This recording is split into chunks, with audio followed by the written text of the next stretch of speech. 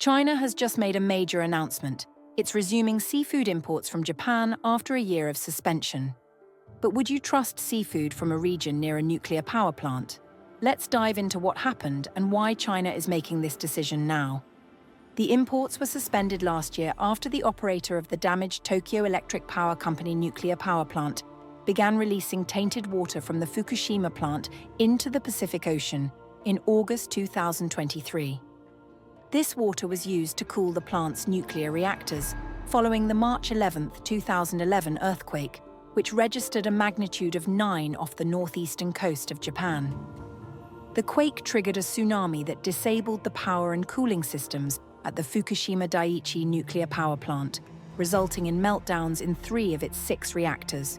Japan assured the world that this water had been treated to remove most radioactive materials except tritium, a substance scientists claim is harmless in small diluted amounts. But despite these assurances, many nations remained skeptical, none more so than China.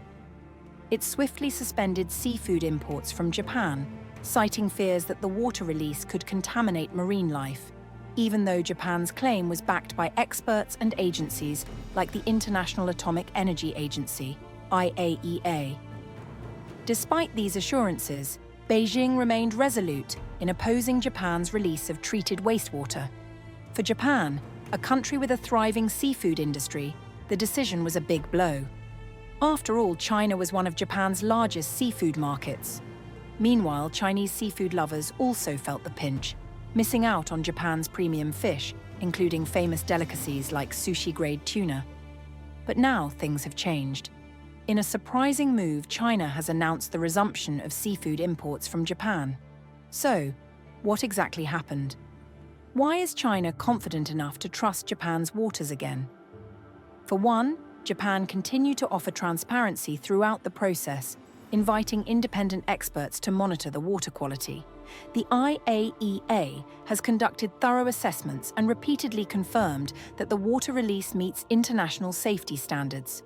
China will begin to adjust the relevant measures based on scientific evidence and gradually resume imports of Japanese aquatic products that meet the regulation requirements and standards. Japan has also committed to rigorously uphold and fulfill its obligations under international law in alignment with its agreements and treaties with China.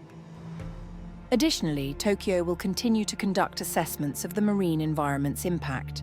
The International Atomic Energy Agency, IAEA, also stated that it would coordinate with Japan and other stakeholders, including China, to ensure that the safety measures are implemented properly. The announcement marks a rare instance of agreement between the two Asian powers, whose relationship has been strained by various contentious issues, including wartime grievances, territorial disputes, Japan's export restrictions on semiconductors, and Tokyo's increasing geopolitical and military alignment with the United States.